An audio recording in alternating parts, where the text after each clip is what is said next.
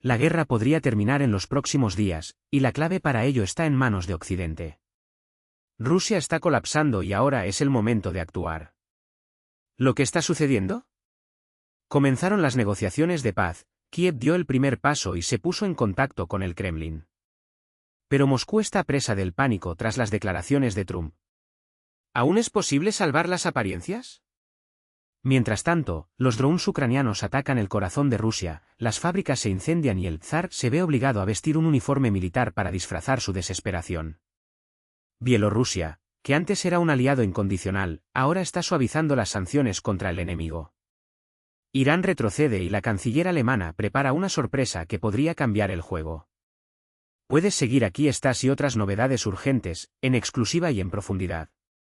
Aquí es donde la verdad viene primero, y con claridad. Síganos detrás de escena de Rusia, Ucrania y el mundo, con análisis que van más allá de lo obvio. Tu confianza es nuestro mayor activo y puedes fortalecerla aún más. Suscríbete a nuestros canales, dale me gusta a este vídeo y comparte tu opinión en los comentarios. Porque la información de calidad se crea junto con quienes la consumen. Y ahora, al grano. Una filtración sin precedentes, y Rusia nunca ha sido más vulnerable. Ni siquiera en los turbulentos años 1990 Rusia sufrió un golpe tan devastador a su seguridad. Estamos hablando de uno de los mayores fiascos militares de las últimas décadas, 2 millones de documentos ultraconfidenciales sobre la infraestructura nuclear rusa, expuestos para que el mundo los vea. ¿Cómo? No por hackers, no por espías, sino por pura incompetencia de los burócratas.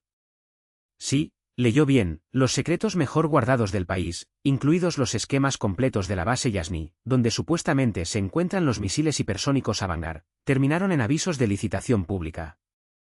Las investigaciones de Der Spiegel y Danwatch revelan lo absurdo. Durante años, empleados y contratistas adjuntaron a documentos de licitación pública información que debería haber estado bajo llave. Todo está ahí, rutas de túneles subterráneos, ubicaciones de arsenales, sistemas informáticos, sensores de seguridad, y sorprendentemente, incluso los lemas en los cuarteles. Incluso hay listas de equipos de entrenamiento militar, con fotografías. Disponible para cualquiera que supiera dónde buscar. Ahora, el Kremlin se enfrenta a un cruel dilema: reconstruir su infraestructura de defensa desde cero, lo que llevaría años y miles de millones, o asumir que su último bastión ha sido violado. Y este no es un bastión cualquiera, las tropas de misiles estratégicos son el último recurso de Rusia, y solo se despliegan cuando todo lo demás falla. La ironía es amarga, este desastre es fruto de la misma optimización y corrupción endémica que ya han corroído a las fuerzas armadas rusas desde dentro. En 2020, la Duma intentó endurecer las leyes, pero el Ministerio de Defensa creó un sistema cerrado que, en la práctica, solo sirvió para permitir que quienes estaban dentro filtraran todo en Internet. La pregunta candente: ¿cuántas otras superbases secretas están repartidas en expedientes de licitación pública, esperando ser descubiertas? ¿Sabes algo? ¿Tienes información? Comparte con nosotros en los comentarios. El juego diplomático: Kiev da el primer paso, pero Moscú evita el diálogo. Las negociaciones han comenzado, o al menos deberían haber comenzado. El ministro de Defensa ucraniano puso la pelota en marcha, buscando contacto directo con el Kremlin. Pero, como siempre, Moscú distorsiona los hechos. Según ellos, la iniciativa vino de Rusia. La verdad, sin embargo, es que Rusia ha rechazado a Ginebra como lugar neutral para las conversaciones y exige que todo se transfiera a Turquía, un país miembro de la OTAN. Ucrania no se equivoca, el problema no es la dirección, es Putin. El Kremlin inventa excusas para evitar sentarse a la mesa. El presidente Zelensky fue claro: esperábamos una agenda concreta de ellos, pero después de intercambiar mensajes no recibimos nada. Nuestro ministro de Defensa llamó al señor Medinsky, negociado. O ruso, prometieron respuesta, pero hasta ahora silencio. Nadie recibió nada. Incluso Estados Unidos está esperando. Todo el mundo está esperando. Lo que está en juego no es solo un documento firmado, sino quizás la última oportunidad real para el diálogo. Si Rusia boicotea incluso esta posibilidad, la paz forma siquiera parte de los planes, o borradores, del Kremlin. La paciencia de Trump está al límite y las consecuencias podrían ser explosivas. Incluso al otro lado del Atlántico se puede sentir el cansancio de Donald Trump. El ministro de Defensa polaco se mostró inflexible. El presidente estadounidense ha demostrado una buena voluntad y una paciencia excepcionales con Vladimir Putin, pero ese tiempo se está acabando. En una entrevista con la agencia PAP durante una visita a Washington, dejó claro: veo impaciencia. Escucho en las palabras del presidente Trump, y estoy de acuerdo, que Putin ha perdido la cabeza. Creo que Trump ya le ha dado muchas oportunidades, pero esa fase está terminando. Así lo veo. Las amenazas de sanciones se multiplican, pero hasta ahora no han sido más que palabras. Sin embargo, cuando a Trump se le acabe la paciencia para siempre, las acciones podrían ser despiadadas. Después de todo, ¿cuánto tiempo tolerará Occidente un conflicto que se prolonga sin perspectivas de solución? Trump y el acuerdo del siglo, una nueva división del mundo al estilo del siglo XIX. Donald Trump está tramando algo monumental, una redistribución global del poder, inspirada en las maniobras imperiales del siglo XIX. Fuentes del New York Times revelan que Washington, Moscú y Beijing estarían negociando una especie de club de imperios, donde el mundo se dividiría en zonas de influencia. Tú tomas esta parte, yo tomo aquella parte y el resto guarda silencio. El plan, denominado Kissinger al revés, colocaría a Estados Unidos como árbitro entre Rusia y China, en un acuerdo que recuerda a los acuerdos secretos del pasado. Los expertos están alarmados.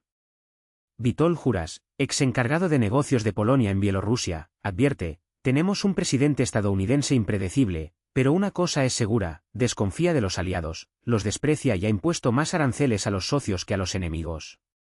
Me temo que sus negociaciones con Rusia tienen un solo objetivo: un acuerdo. Pero un acuerdo que, desafortunadamente, no hará ningún favor a los aliados de Estados Unidos en Europa del Este. Y ciertamente no beneficiará a Ucrania.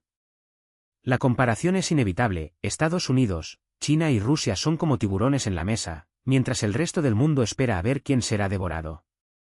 Algunos ya llaman a este movimiento Yalta 2.0. La pregunta no es si habrá víctimas, sino cuando el gigante de este huracán imperial comenzará a aplastar a cualquiera que se encuentre en su camino. El Kremlin contraataca: Trump no sabe de lo que habla. La respuesta de Moscú a las declaraciones de Trump, que calificó de loco a Putin, no se hizo esperar. Por supuesto, no provino del propio zar, sino de su asesor, Yuri Usakov, quien afirmó, con su habitual arrogancia, que el presidente estadounidense no está plenamente informado sobre la situación en Ucrania. Según él, Trump ignoraría los ataques terroristas masivos que Kiev está llevando a cabo contra ciudades rusas pacíficas.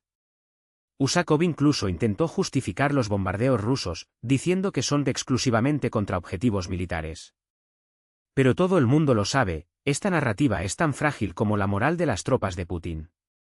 De hecho, el Kremlin está nervioso. Muy nervioso.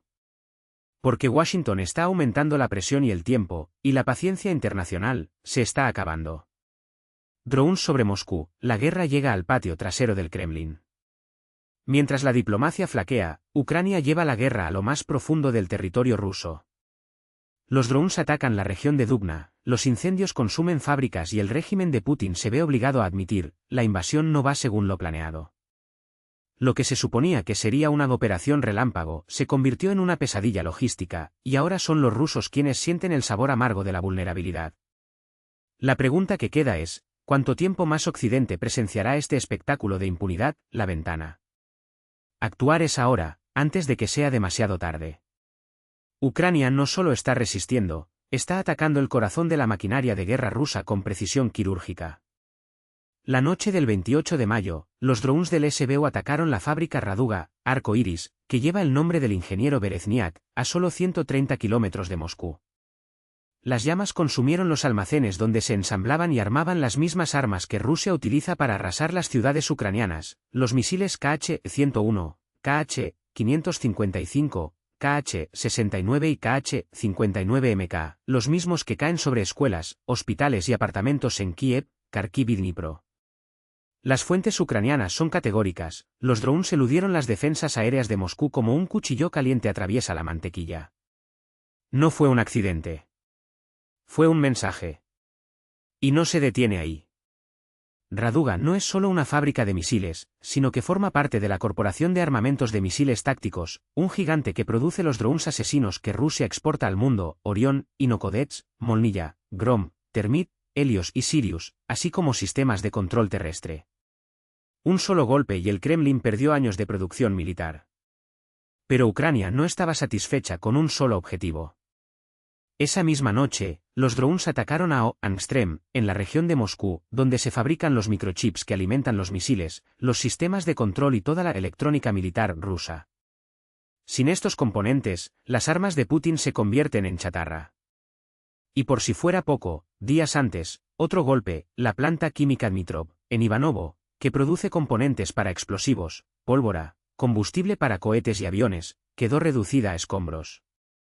Mientras Rusia sangra, su aliado más incondicional, Bielorrusia, entra en pánico por la falta de patatas. Sí, has leído bien.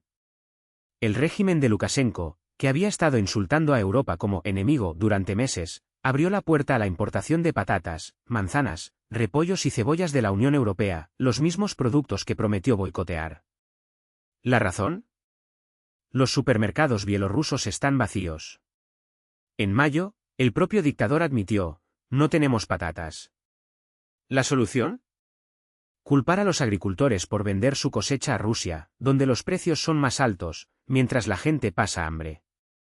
Tenemos que producir lo suficiente para nosotros y para Rusia, declaró Lukashenko, como si fuera un favor, y no una confesión de que su país depende siquiera de las verduras para sobrevivir. La ironía es cruel, mientras Putin sueña con un imperio, su vasallo ni siquiera puede alimentar a su propio pueblo. Y luego llega Alemania y cambia el juego para siempre. El canciller Friedrich Merz, en una declaración histórica junto a Zelensky, rasgó el último velo de la vacilación occidental. Alemania ayudará a Ucrania a producir armas de largo alcance, sin restricciones. No son solo palabras. Berlín levantó las limitaciones geográficas que impedían a Kiev atacar objetivos dentro de Rusia. En otras palabras, Ucrania ahora puede bombardear Moscú, Rostov, Belgorod, cualquier base que albergue misiles que matan a civiles ucranianos. Merz fue más allá, Nord Stream 2 está muerto. No fluirá gas ruso a través de ese gasoducto. Concluyó con una gélida advertencia, Alemania está aumentando la presión sobre Moscú. Lebrov, por supuesto, intentó tergiversar, quieren financiar la producción de misiles, no entregarlos. Pero todo el mundo sabe la verdad, Alemania acaba de entrar en la guerra. No con tropas, sino con una decisión que lo cambia todo, las armas alemanas, fabricadas en suelo ucraniano, ahora pueden llegar a territorio ruso. La historia se repite, y esta vez Alemania no está del lado equivocado. Mientras tanto, Irán juega su última baza nuclear. Teherán ofrece un gesto de buena voluntad, permitir que los inspectores estadounidenses regresen a sus instalaciones nucleares, pero solo si Washington acepta sus condiciones. Mohammadreza Eslami, jefe de la Organización Iraní de Energía Atómica, fue claro, si se cumplen nuestras demandas, consideraremos el acceso. Traducción, es chantaje. Irán sabe que controla solo el 3% de la capacidad nuclear mundial. Pero sufre el 25% de todas las inspecciones de la OIEA, 12 veces más que su participación real en el sector. Toleramos todo esto para generar confianza, dice Eslami. Pero la confianza se construye con acciones, no con amenazas. Y mientras Teherán juega al gato y al ratón, Putin y sus aliados ven cómo su círculo se reduce. La pregunta candente es, ¿hasta cuándo permitirá el mundo que los dictadores decidan el destino de las naciones? Ucrania demuestra que la resistencia no solo es posible, es victoriosa. Alemania demuestra que Occidente puede y debe actuar sin miedo. ¿Y Rusia? Está descubriendo, demasiado tarde, que las guerras se ganan con logística, no con propaganda. El momento es ahora. La historia no perdona a quienes dudan.